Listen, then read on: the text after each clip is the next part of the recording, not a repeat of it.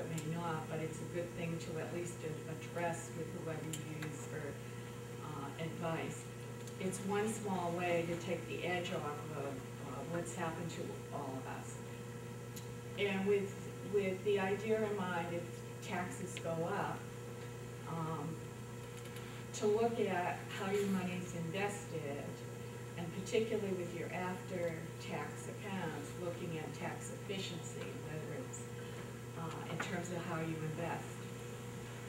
So that maybe you want to look at municipal bonds, or maybe you want to look at investments that have low turnover and low cost, like exchange-traded funds or index funds. So I think those are kinds of things to think about. Certainly, too, that it's good to have an emergency fund in your personal life and in your business life. And you may not have one developed, but it would be wise to start, even if it's in small increments. It's also a wise time to take a look at the benefits you have and seeing if you're getting the most bang for your buck, and what kinds of benefits you might be able to offer that are value added for your employees that don't increase your costs if you're able to do that.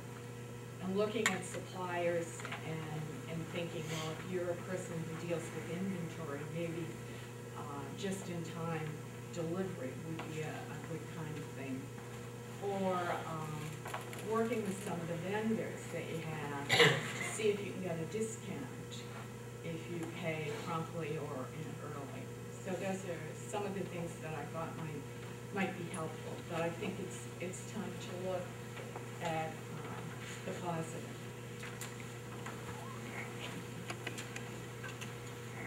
I think if you come away with anything, remember the Roth IRA. That's a great suggestion. I know Bob Kaminer from East Boston Savings Bank is here. Steve Anderson from the Savings Bank. Nancy Graham from the Cooperative Bank is here in the back. Any other bankers here? I think he's only half. Where are you from? Reading Cooperative. Reading Cooperative. Okay. Also from Reading Cooperative. I think that tells you a little bit of sort of who's interested in business. And it's interesting that sort of the larger banks are not here. I'm not bashing them, but it is a little bit of where banking is right now. So the other thing is you don't have to worry about President Obama's cap on salaries. It did not affect any of us. We're pretty good. We're in a happy mood. I grew up in Reading. I moved 2 miles to Wakefield. I've lived a little bit longer in Wakefield than Reading. I went to Reading High School. And I just went through last night and see if any of these, if you've been here a while, these might sound familiar. Stone's Department Store, Winslow's, Weston's Greenhouse, M.F. Charles, Woolworth, Friendly's, Bosun's Whistle, West Parker's, Rockport Fish Market, Pewter Pot, Seratani's, Burson's Drugstore, Graham Radio, Reading Oil, Boston Stove, Reading Diner. What do those all have in common? They're gone, right? So then I thought, okay, who's still in my memory? And again, this was a couple of years ago. Arrows, Wayside Bazaar, Eric's Greenhouse. I know it's gone through a couple changes. The Swensons used to own it when I was around. Reading Cooperative Bank. You know what? Reading Cooperative Bank is probably the only bank that's still left in Reading, that still was there when I was in high school. S.M. Hodson's, Bell Barbershop, Hitching Post. I saw somebody from the Hitching Post. You know, when I was a kid, not even a kid, you go to the Hitching Post to get a card. That was about the only place you could get a card or a gift really quick. Now there's all sorts of options, but that's, again, something that's still here. Doyen's, paint store with a purple door. Bonacorso Insurance, I know that's a member here. Reading Lumber, Douglas Funeral Home. John Douglas, both my parents. My father did some pre-planning with John, and that was just a great experience with John and going through that with my parents. And as difficult as that is, here's a family business that was able to do something for us, and forever grateful for John to go through that. Moynihan Lumber, Ryer's Store. Actually, the Pilgrims stepped off the Mayflower and went into Ryer's Store, I'm sure. Smith Oil, Horseshoe Grill, Abbott Shoes. I don't know if you used to go to Abbott Shoes, and if you were looking for shoes, you went up there, and I forget the gentleman who actually owned that, but you'd say, I'd like a shoe, and then he'd go in the back and find exactly what you wanted. It's still here. There's something really sacred about those names that's sort of on the second column, and obviously they've got a solution, a way in which they do business that has been enduring over many years. And I just applaud that. And a lot of what we've said here is being focused on what you do and adapting to change as business comes about. Let me just talk a little bit about banking. The other thing is I'm also president of the Wakefield Chamber of Commerce in Wakefield.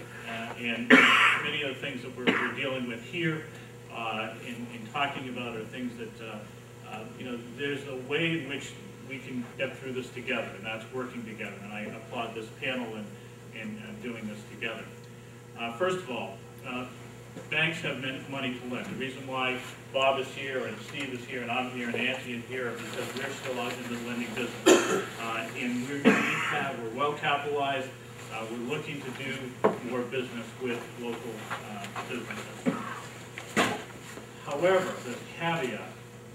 Because of what we've gone through as an industry, as an economy, I passed out a rate sheet, something we look at every day, and bankers as well. And that shows you a little bit of the history of rates and where they've gone.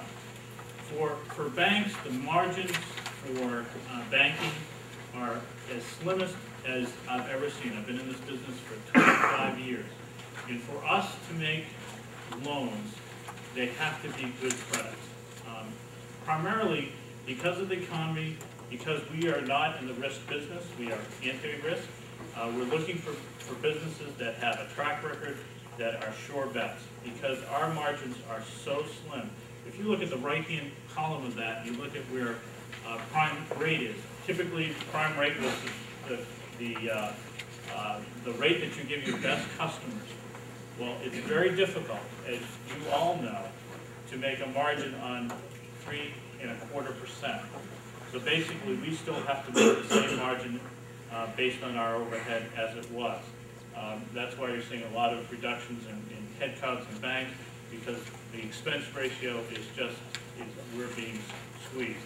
What's happening because of that is that prime rate as a margin of pricing is being changed. And you're starting to see a lot of banks having floors on prime rate.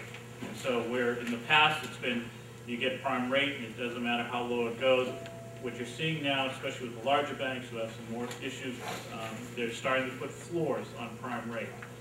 That's what you're going to see in the future. What you're also going to see is more fee-based services. So you're going to see fees for renewals of lines of credit. You're going to see fees for unused usage of lines. You're going to see more fees because banks are not making it on the actual interest rates. And so you're going to see the larger banks especially starting to come in with more fees. That's going to be a great opportunity for again, the people that are in this room to do more business with local business. Dave talked about real estate. This is a great opportunity to buy real estate. Unfortunately, the prices, if you go back to the 90s, which I was around for, we had more of a drop in prices during that time and more vacancy, especially on commercial property. You do not see that potentially here yet, and I don't think you will. There are some opportunities to buy real estate because of the rates and also because because banks want to lend money. So if you've got a good business, if you're looking and saying, okay, it would always be great not to lease, this is a great opportunity to buy if you're in that situation. And the last thing is I am just a believer. I worked for Bank of New England and Fleet Bank, When I worked for Fleet Bank, I used to say, why would anybody want to do business with anybody but Fleet Bank? Because they were the best. We were huge. We had all sorts of, that was so wrong. Now that I work at a community bank, because really these banks that are even represented in these rooms are the ones that live in the community, that give back in the community, that show up at your meetings, that are making charitable contributions to the community, and think about where you do business, because that's where you want to put your money, is those banks that are visible in your community. The other thing that I truly believe in is buy local. I was just telling Erin, we give gifts to our customers at Christmas time, and we bought from the chocolate truffle, and it was just a great experience. Don't be afraid to ask your bank, where do they get their printing done? Where do they buy their stock for stationery? Where do they buy their corporate gifts? What caterer do they use?